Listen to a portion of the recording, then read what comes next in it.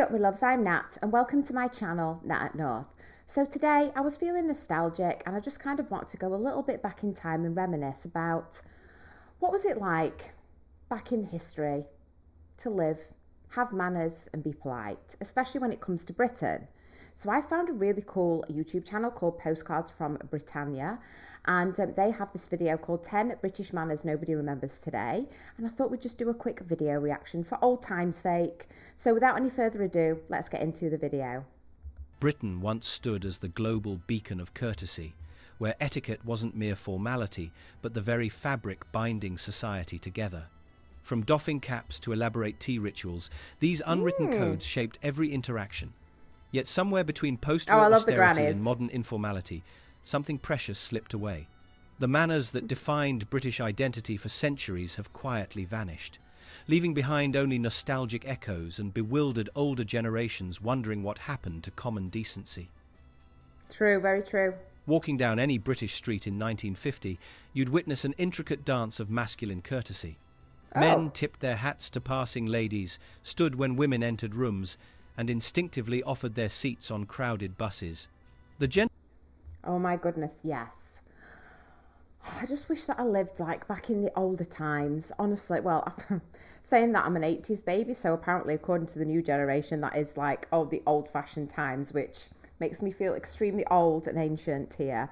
But no, I mean, it's just really nice to go back and it is like just, it's a granny thing. It just reminds me of my grandparents' generation. And oh my God, how just taken away and blown off my feet would I be if I walked down the street and somebody had, number one, some kind of top hat on and lowered it to me and bowed. Oh my God, I'd just feel like an absolute princess. I would be totally in. And you really wouldn't need a chat up game with me when it came to gentlemen back in history. I would just be totally blown away with them. And I find it quite sexy, to be honest with you. Yeah, just a respect thing, isn't it? The common decency that was mentioned in the beginning. I just feel as though I've kind of touched on this with other videos of themes we're going through at the moment, but it just seems like this world is more, everything's about efficiency. Whereas, you know, back in the times, especially, I can only really speak for when I grew up, it was really not about efficiency. It was about that connection and that community, but also wanting to take time to know people and get to know their stories. And I feel like now people just, you know, everyone's got the headphones in, especially when they're walking down the street. There's no interaction, there's no connection. It's quite isolating. The pulling out of chair. Anytime that I've, you know, been on a date, I do look for these specific things. I guess that I'm just so old fashioned, and chivalry is not dead. People, it is not dead. It is there. Can be a bit hidden, but I believe it is still there for sure. So yeah, the opening of the door for women, absolutely love that. It, you know, it really takes me off my feet. Even when I get out of a car, I'll always look for somebody who will go around and just open the car door for me. You know, help me get into my seat if I'm sitting down for dinner. I don't know. I just feel as though sometimes that can be lost too, because I feel as though as the generation, we've got much more independent as women. And just because we're independent, we can do these things for ourselves. It's just nice to honestly be taken care of and just have that awareness from a gentleman. So I don't really feel as though it takes anything away from us. I just feel as though, again, it's that common courtesy and it's that politeness. And just show, like, it also kind of reminds me that you're in a safe environment with somebody who does that for you and is just really aware. So yeah, I don't know. Maybe I'm just living in the wrong times, guys. Let's just face it. Women entered rooms and instinctively offered their seats on crowded buses. The gentleman's code wasn't about... I'm sorry for stopping again. I totally forgot about that. I get the SkyTrain a lot. And, you know, I've lived in Vancouver for 16 years, okay? So I lived downtown for 12 of those years I was downtown. And even when I was pregnant, I can count on one hand the amount of times that somebody would give the seat up for me. Yeah, and I don't know. Where are the real men? Where are the real gentlemen? But I must say that recently, at the lead up to Christmas 2025 and kind of in the new year, I have been back downtown quite a few times with the kids. And I must say, I don't know what's changed, but there were so many people that were helping me, men and women alike, on the Sky Trains with the children, because, you know, it was near Christmas, it was really busy, the kids wanted a seat, etc. And there was a lot of people kind of at the beginning of this year that actually did give the seats up. And I really did feel supported kind of in that environment on the Sky trains, which on one day was really important because there was actually an incident and all the Sky trains shut down and it was like really stressful and everyone was so lovely and polite. So it does still exist. So I don't know what the switch was into 2026, but I'm loving it. Keep it up, Vancouver. We appreciate you. And instinctively offered their seats on crowded buses. The gentleman's code wasn't about superiority, but rather a choreographed respect that governed public space. Fathers taught sons that real strength lay in restraint, in opening doors, in never sitting while a woman stood. These weren't empty gestures, but declarations of a social contract everyone understood. The unspoken rules extended far beyond chivalry toward women. Men addressed each other with formal titles, unless explicitly invited otherwise, shook hands firmly but never aggressively, and understood that raised voices signaled the ultimate failure of composure. A gentleman's word carried weight because breaking it meant social exile. Disputes were settled with measured conversation over whiskey, not shouting matches. The stiff upper lip wasn't repression, but a cultivated discipline that kept society functioning smoothly, where personal restraint protected communal harmony. I love this idea of the raising voices, that it just kind of was a social contract, that you did not raise a voice and that your emotions and anger was controlled. I really do like this, guys. I do think there's pros and cons to every single experience and emotional experience when it comes to different eras in history. And I'm not saying that everything, the gentleman today or, the guy said everything's bad. I actually like the fact the stiff upper lip is a huge stereotype when it comes to England. And to be honest with you, I think in this day and age, having a stiff upper lip and not being in touch with your emotions, especially as a man, I do feel as though that can be quite damaging. But again, this was like back in the olden times and the world was different, right? So I feel as though we've all adapted to our current times, and I think it's really good that men are allowed to show their emotions and not bottle things up, because I do feel as though over time that can be quite damaging. So we just have to take this with a pinch of salt and remember that we're talking about in order to understand where we are now, we have to understand where we came from and how that has kind of evolved over time. I think that's really important. Society functioning smoothly, where personal restraint protected communal harmony. Nothing defined British identity quite like queuing. In the 1940s and 50s, orderly lines formed spontaneously wherever people gathered, from bus stops to bomb shelters during the Blitz. This wasn't enforced by law, but by collective understanding that chaos served no one. Pushing ahead wasn't merely rude, it was a moral failing that brought instant social condemnation. The queue represented democracy in action, where Duchess and dustman waited their turn with equal patience, united in shared adversity and mutual respect. The psychology behind British queuing culture ran deeper than simple organisation. It reflected a national character forged through rationing, blackouts, and collective sacrifice. Right. When bombs fell and food grew scarce, the queue became sacred ground, where fairness prevailed over privilege. Elderly women guarded their spots with fierce dignity, while allowing pregnant mothers ahead without resentment. Children learned patience standing beside parents, Sorry, got to stop it there. That's hilarious that Ann Summers has made an appearance in this video. Yes, Ann Summers is a adult shop in the UK. I don't know if it's actually still around there now, guys. Can you please let me know in the comments? But yeah, it was a staple on the high street. So I find that really hilarious that they've included it here. But yeah, it is really interesting what they're saying, isn't it? What with the blackout and the Blitz and all these things, if there was chaos when it came to rations and just having to queue for anything in general during those times, then it would really disrupt society and really disrupt the daily. So yeah, I'd never really thought about a queue in that way. I don't really know what happened then to the British etiquette when it comes to queuing in pubs, because you just kind of seem to push your way forward to the front and it's like every man for himself. So maybe it just all went to pot as soon as alcohol was introduced and the pub culture, became very predominant back then. But I don't know. This is really cool. I just look at this imagery right now. I just love the outfits. I definitely think that I was meant to live in these times. I think they said at the beginning it was like from the 1950s. Oh my God, I'm such a 50s girl. This is insane. I just want to go back in time.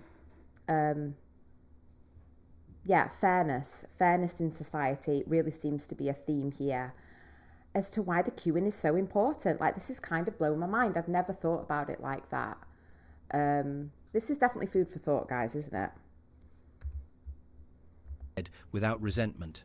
Children learned patience standing beside parents, understanding that their needs didn't trump others. This ritualized waiting created unexpected community, where strangers exchanged weather observations and war updates, transforming mundane errands into social fabric that held neighborhoods together through darkness. The ritual of afternoon tea reached its zenith in post-war Britain, an elaborate performance where every gesture carried meaning. Hostesses arranged delicate bone china precisely, ensuring teaspoons faced correctly, and milk never preceded tea in proper circles. The ceremony transcended mere refreshment, becoming a stage where social bonds strengthened and hierarchies subtly reinforced themselves. Invitation. Okay, so this to the tea kind of etiquette and culture, really cool. I just love this. I do love a good cuppa. I do love my brew. Who doesn't? That's English, right? And my grandmother, bless her soul, it's hilarious. Even when she, towards the end of her life, when she was in the home, she would only ever drink out of a bone china teacup, which was hilarious because she was very working class, So I absolutely love this. This is obviously where it comes from. And again, it's this idea of the social bonds that are formed through this, particular tea time. I would say even more, it's more of a ritual, isn't it? It's this idea of gathering together and everyone is the same at the table. It's fairness. Nobody's judged. I find it interesting as well how, I can't remember exactly how they worded it, but the way that the tea is and the teapots actually set out is, very symbolic as well. It's not just, don't just throw things together. Everything's done for a reason. So very British, makes me very proud, honestly. Hierarchies subtly reinforced themselves. Invitations arrived on engraved cards. Acceptances required prompt written responses. And tardiness constituted unforgivable offence. Ladies wore gloves. Gentlemen arrived bearing flowers. And conversation flowed through carefully neutral channels, avoiding politics, religion, or personal finances. The unwritten laws governing tea consumption filled volumes of etiquette guides. One never stirred tea in circular motions, but rather in gentle back-and-forth movements, preventing unseemly clinking against porcelain. Sandwiches required eating in 3 bites. Wow, sorry, I had to stop it there. I didn't even realize this, but I actually do the backwards and forwards when I'm doing tea. It's very rarely that I actually, unless I'm like making the tea, I might do the circular motions. But yeah, if I had like a teaspoon in a teacup, that must just be something that honestly was learned through my grandparents that I didn't even know. I just love the fact that there is a certain order. It seems like there's order to everything in this, in this particular video, and that it works. And there's even an order to the way you do tea. And then they were mentioned about the sandwiches. Sorry, I did stop early, but I don't know. It just took me back. I just had a memory there, so I wanted to share. About the sandwiches had to be eaten in 3 bites. Didn't know this information, but I suppose when you have high tea, as they call it over here in Vancouver, it is these tiny little sandwiches. I guess it would be little bite sizes. So that's obviously where that comes from. I'm learning something new every day, even about the British tea culture. I'm loving this, guys. Never 2 or thinking against porcelain.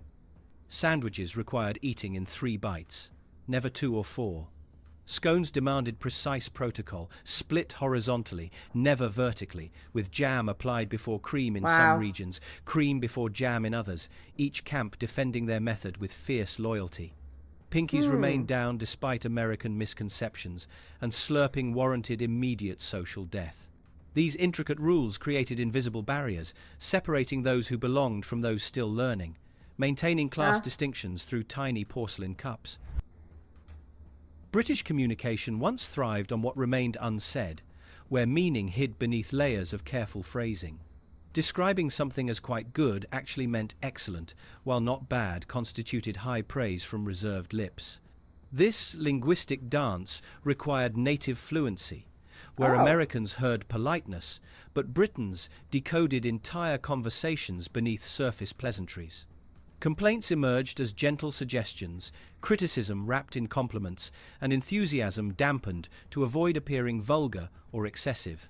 The art lay in calibration, understanding precisely how much understatement each situation demanded. This restrained expression extended beyond vocabulary into body language and social interaction. Showing excessive emotion marked you as untrustworthy, someone wow. who couldn't control themselves in crisis. During wartime bombing raids, families discussed destroyed homes as rather inconvenient, while neighbors described lost loved ones as a spot of bad luck. This wasn't Oh, this is so, yeah, the understatement of everything, just to keep the control and the order. And again, we cannot compare these times to the current times because we went through it's completely different, guys. Like there was so many different things going on in the world, but I definitely agree with what they're saying. Like you are going to look to somebody as a leader that is very very well like together, even if they're kind of a duck on water, so the little legs are going underwater but they look calm on top. You're gonna want somebody who seems very composed, seems very logical, and isn't going to just run around like a blue ass fly crying their eyes out if there's a bomb that's like dropped. So it is very true what they're saying there, about the emotions at that specific time. You really did have to bury that and just get on with it because it could evoke chaos and you had to remain logical and rational. I find that very interesting. convenient, while neighbors described lost loved ones as a spot of bad luck. This wasn't callousness, but protective armor, a coping mechanism that prevented society's collapse under crushing grief. Children learned Oh, early that tears stayed private, joy remained moderate, and anger transformed into dry wit. The stiff upper lip became national identity, distinguishing British Reserve from continental expressiveness, creating a people who faced apocalypse with raised eyebrows and muttered observations about unfortunate timing.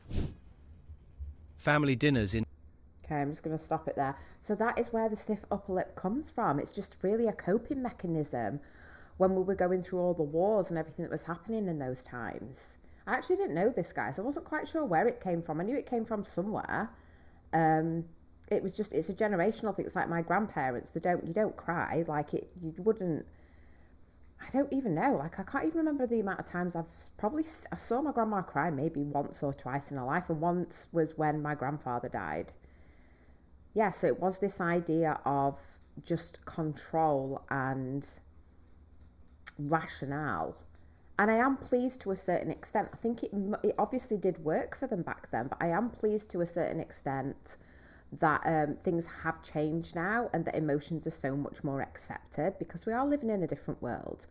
And, we have different challenges. I'm not saying they're better or worse, we're safer, I guess, than we were back then when it came to all of the wars and bombs being dropped. I mean, that just must have been an absolutely terrifying experience. And I like the way that they describe it as kind of an armor. So this stiff upper lip and the fact that they didn't show their emotions, and even to a certain extent, like the queuing culture and that kind of tradition, it was an armor they wore of protection. It was protecting them and protecting the communities. I really did like that line. I thought it was really impactful, honestly, guys. muttered observations about unfortunate timing. Family dinners in 1960s Britain followed military precision, where every member knew their role in the evening performance. Father sat at table's head, carving roast while mother orchestrated courses from kitchen, and children spoke only when addressed directly. That'd be Places were lovely. set with bewildering arrays of silverware, each piece designated for specific foods, and using the wrong fork constituted embarrassing failure. I'd Grace probably do that. preceded every meal, even in households where church attendance had lapsed, because gratitude formed society's foundation. Napkins belonged on laps, elbows stayed off tables, and reaching across someone's plate instead of politely requesting items brought swift maternal correction. The elaborate rules governing proper dining transformed meals into educational theatres. Children learned patience, waiting for everyone's service before touching food, understanding that individual desire yielded to collective courtesy. Chewing occurred behind closed lips, conversations paused during swallowing, and leaving food on plates risked lengthy lectures about starving children elsewhere. Meals Yes. lasted hours, not from food quantity but from deliberately paced consumption, where rushing signaled disrespect toward the cook's efforts. Compliments flowed freely, yet remained understated, never gushing but genuinely appreciative. These dinners weren't just nutrition but daily lessons in restraint, consideration, and family hierarchy that shaped character through repetition. AI can now build.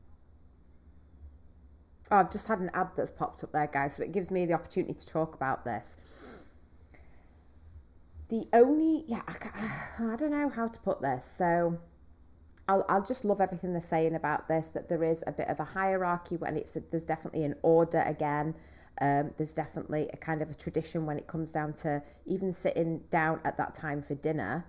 And there's certain expectations on the children, which I love. Oh my God, I could only imagine just sitting down for dinner here and my children only speaking when they're being asked a question or spoken to. That would not happen with my boys. Again, we're living in different times and they're a bit like me, chatterboxes. So what can I say? It's all my own fault.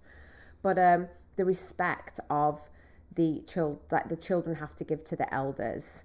My grandmother always used to say, like, children should be seen and not heard. And that has obviously changed over time, but it was very resembling of that time and that era for sure. And I just love this as well. There's a lot of things that they've said that I actually subconsciously do. And again, it must be just taught because I was brought up, promptly by my grandparents and my mother in the UK. So yeah, just like always having to finish your plate because it was disrespectful.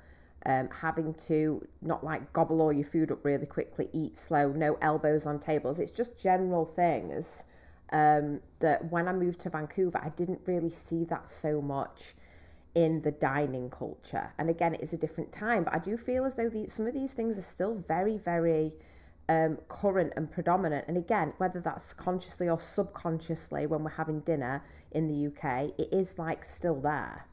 It's kind of bound into us, I guess, through generations and generations of this. And I really do like that, guys. Honestly, I really do. Before telephones dominated every home, letter writing constituted serious business governed by strict conventions. Love letters. Every correspondence began with proper salutations indicating relationship formality, and closings ranged from yours faithfully for strangers to yours sincerely for acquaintances. Handwriting revealed character, prompting countless hours of penmanship practice in schools where teachers corrected slant angles and loop formations. Letters arrived on quality stationery, never torn notebook paper, and spelling errors mortified senders who understood that carelessness reflected poorly on entire families. The lost art demanded time and thought, forcing writers to organize ideas before committing ink to expensive paper. Writing thank you notes wasn't optional, but mandatory within 48 hours of receiving gifts or hospitality. Failing this duty marked you as ill-bred, regardless of other accomplishments, and hostesses kept mental ledgers of who acknowledged invitations properly. Letters from abroad took weeks to arrive, making each one precious, read repeatedly, and treasured in ribbon-bound bundles stored in bedroom drawers. Soldiers wrote home, maintaining brave facades, wives responded with careful optimism, and children crafted stilted sentences under parental supervision. The formality created distance, but also dignity, allowing emotions expression through structured language that prevented overwhelming vulnerability. Each envelope represented effort, consideration, and respect that instant messaging would later erase. Riding London's underground. I just love this segment about the letter writing. Oh my God, it's really taking me back. It's just something that's died in this day and age, just receiving a letter. And it is what they're saying is, it's so true what they're saying with the, everything's typed, everything's emailed these days, or, you go on your Facebook, it's social, it's all typed. Whereas just there's something to be said about receiving a letter and seeing that person's handwriting. There's just so much character in that. And there's just so much thought of the fact that they've sat down, they've taken the time. and again, it's something I never thought about, but back then, even when I had a pen pal, oh my God, I had a pen pal at school. We used to write to each other all the time. Unfortunately, we did lose touch. But yeah, this idea of the children, we always had pen pals. Even when I moved down to London, I'd always write to my friends back in Doncaster, and I still have those letters to this day. It's honestly, at one point, I need to put them into a journal and just, so I've got them all collected together because they're just so special. And, it's really a dying tradition. It makes me really sad. I even love receiving a Christmas card. And I have like one or two friends that send me Christmas cards every year, but that's even kind of dying away, which is really sad. But the fact that they were saying you've got to sit down, and because we not this idea of like everything's precious, we can't waste anything.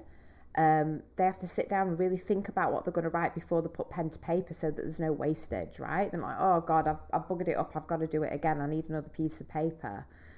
So, and then the thank you thing, the thank you letters, I always, even for like my kids' birthdays and stuff, I always make a point, don't write a letter, but I'll always send a thank you. And that is usually within 24 to 48 hours of receiving a gift. I'll make sure like I can't connect with that person and just say thank you for the gift.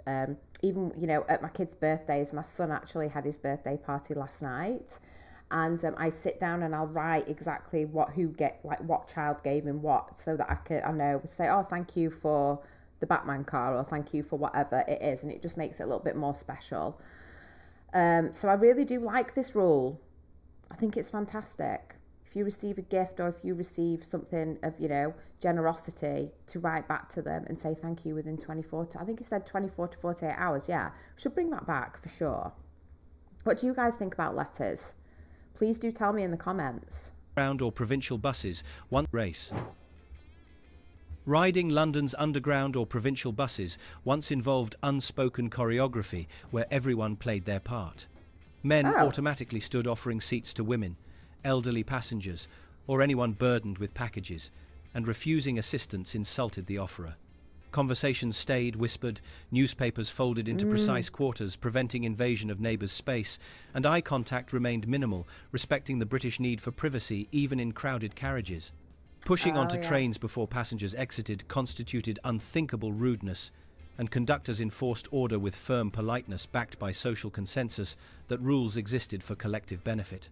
The rush-hour crush of 1970s commuters maintained surprising civility despite sardine tin conditions. I love Accidental all the hats. jostling So prompted cool. immediate apologies, even when clearly not at fault, and passengers squeezed impossibly tighter, creating room for late arrivals.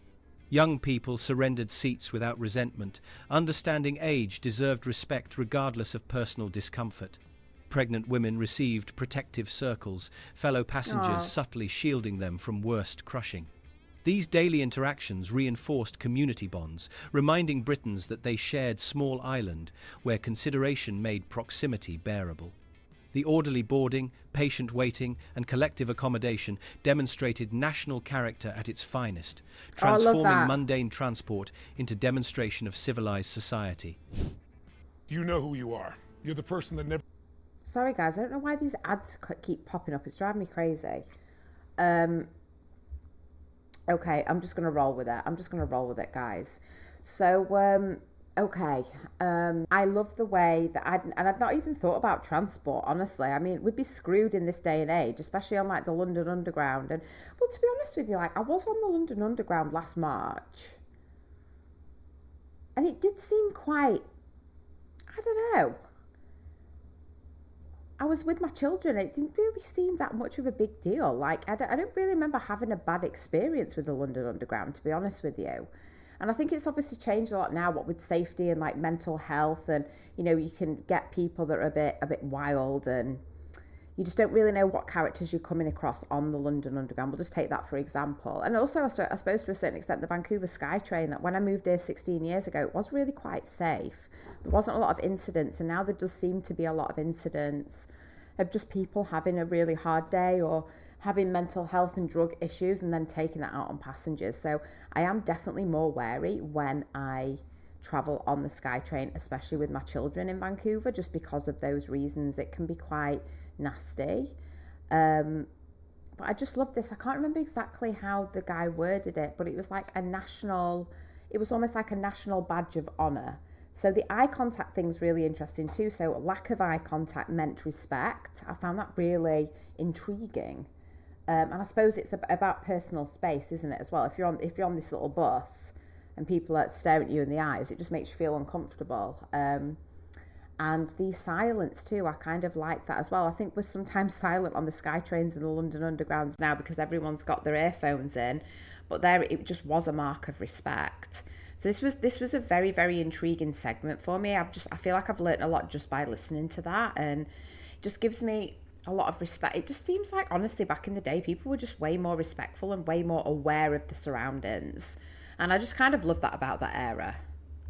Entering any British shop during the 1950s meant participating in carefully scripted interaction between customer and proprietor.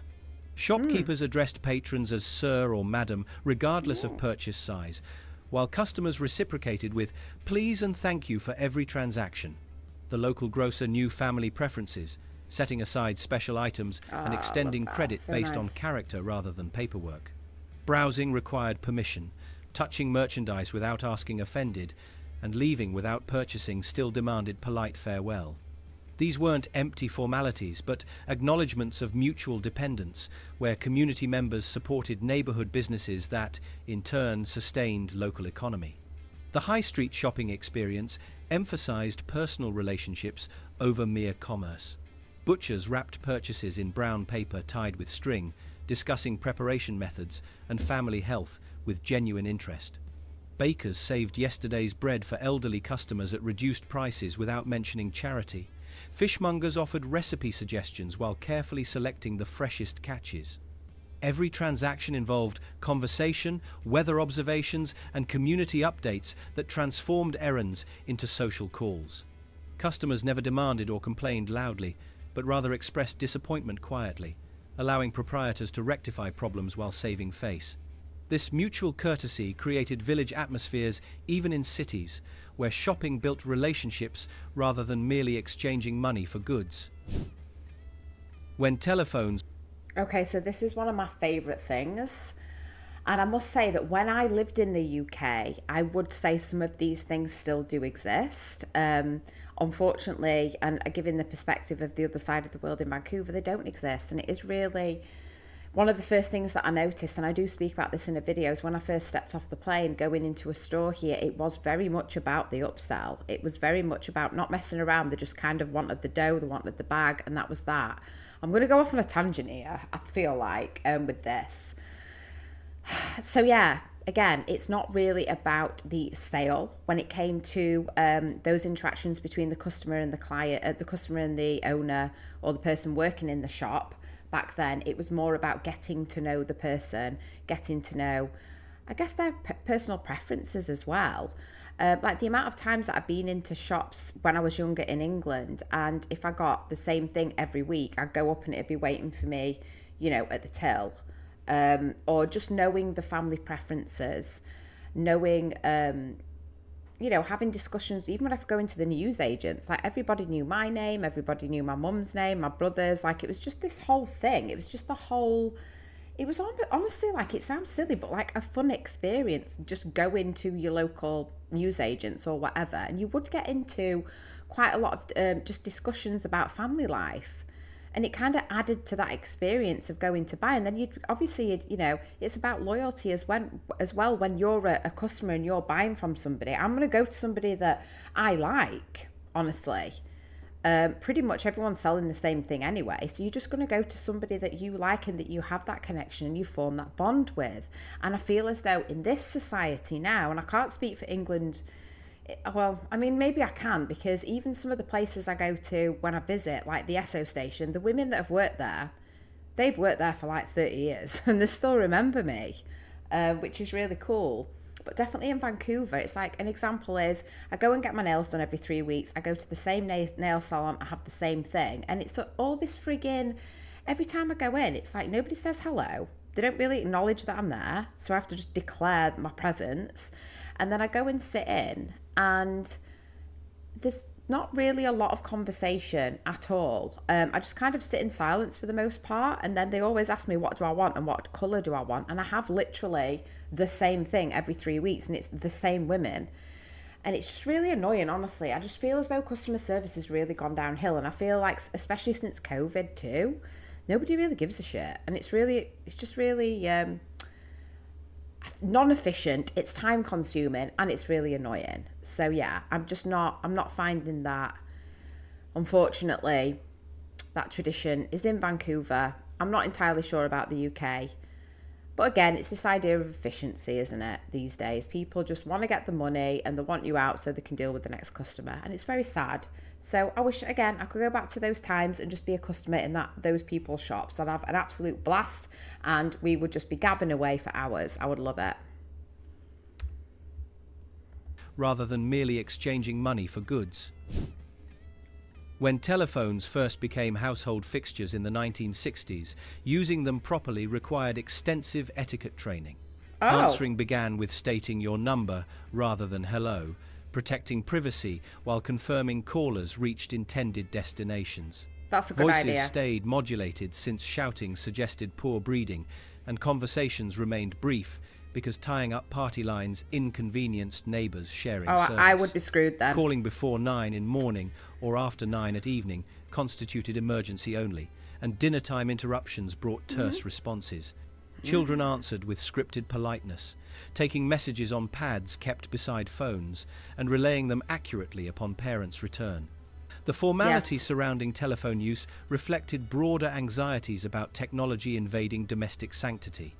Many households designated specific family members as official answerers, while others nervously avoided the device altogether.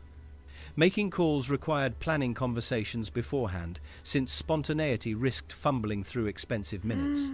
Long-distance calls warranted booking ahead through operators, creating event-like anticipation as families gathered near receivers awaiting scheduled connections. Oh, I love Wrong that. numbers prompted profuse apologies from both parties, and ending conversations involved elaborate sign-offs, ensuring neither party rudely disconnected first. The instrument demanded respect, treated as privilege rather than right, and using it properly demonstrated cultural literacy that separated refined from common. British Okay, so I've got loads of ads. I don't know what's going on today, but I've got like 5,000 ads like going through this thing. So I do apologise if it's a bit choppy with the edit. The telephone. I remember the telephone where you had to put your finger in the round thing like this. It took ages to go through. You had to remember everybody's number. Literally. I can probably only I only know my number, and that's sometimes even a stretch, and like 3 other people's now. But then it was all about memory. We didn't have cell phones, and you always had a pad, yes, at the side of the telephone, so you could jot down who called. I love the idea as well. We never used to do this, but I love the idea that they did say the number that they were calling from, just to make sure it was the right person. And honestly, I said in there over the top, but like, if it was about keeping conversations condensed, I would be in so much trouble. I would have so many enemies and everyone would hate me back then, because I can never, I mean, I'm a chatterbox. I sometimes try to do the Reader's Digest version, but it doesn't quite work for me. So yeah, I just love the fact that there's etiquette to everything. Yes, I'm really enjoying this video, guys. I don't know about you. So let's go on to neighbourly boundaries. I think this is one of the last points. British neighbourhoods once operated through carefully maintained boundaries where everyone knew their place and respected others' privacy. Hedges stayed trimmed to precise heights, garden gates remained closed, and dropping by unannounced constituted serious breach, requiring I don't valid like that. emergency. Neighbours greeted each other with cordial distance, exchanging pleasantries about weather while avoiding personal questions. Oh. Borrowing sugar or tools happened only in genuine need, always returned promptly with added extras as thanks. Noise after 10 at night brought polite notes through letterboxes rather than angry confrontations, and disputes resolved themselves through quiet agreements rather than shouting matches. This structured distance paradoxically created stronger communities than modern forced friendliness. When crisis struck, neighbours materialised instantly, providing meals for sick families and watching children during emergencies without needing requests. The reserve meant help arrived unannounced, but desperately needed, rather than requiring vulnerable people to ask. Everyone understood that maintaining boundaries during normal times preserved dignity, allowing people to accept assistance during hardships without shame. Block parties never happened, yet streets functioned as extended families where everyone watched out for each other through curtain twitches and subtle observation. The invisible network of care operated smoothly precisely because daily interaction stayed formal, saving deeper connection for moments that truly mattered. Oh, I love that. The rules of etiquette that once defined British identity have largely disappeared, victims of an informal culture that values authenticity over formality. Modern efficiency has replaced courtesy, text messages have replaced letters, and informality has triumphed over discretion. What has been lost is not merely superficial politeness, but an entire framework for navigating shared spaces with grace and consideration. If you enjoyed this, don't forget to subscribe. This is just the beginning. Have we truly become freer without formality, or have we simply forgotten how to be gracious?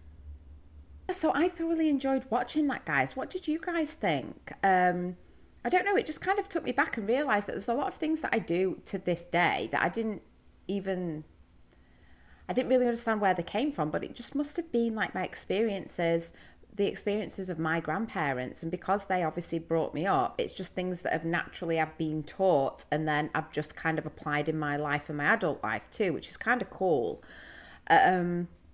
Just very informative. I just thoroughly enjoyed it. It took me back a little bit, kind of made me a bit sad too and nostalgic. But I just wanted to touch on the last point, which was about the neighbours.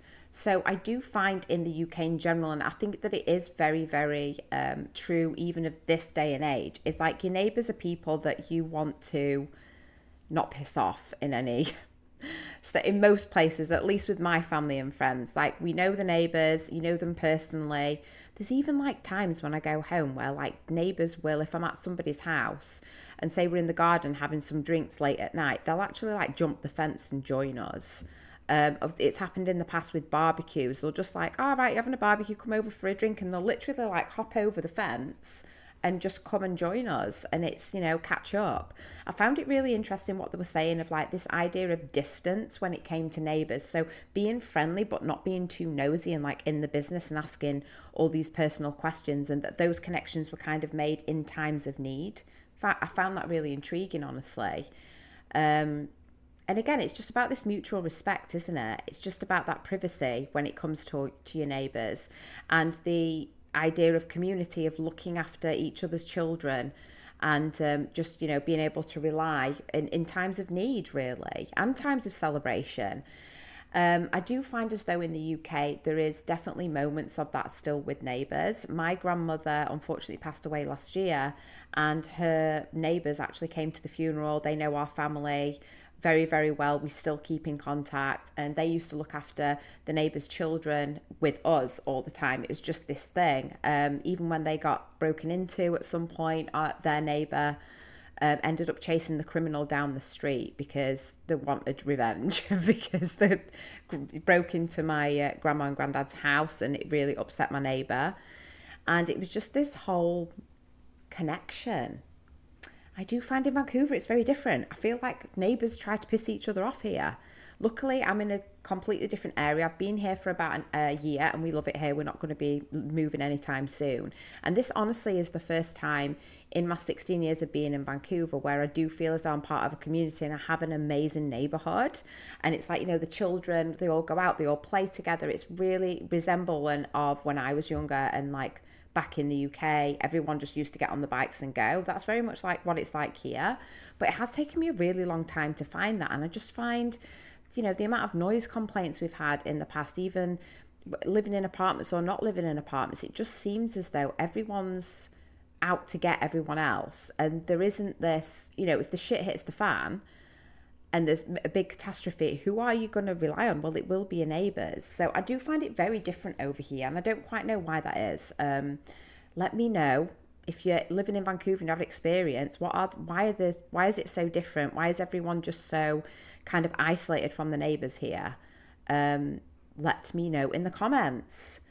So yeah, with that, I am going to love you and leave you. I'm going to leave you thinking about the manners and the etiquette of the past here. Let me know what you thought about this video in the comments, and if there's any other kind of themes or topics you want me to explore with video reactions, please also.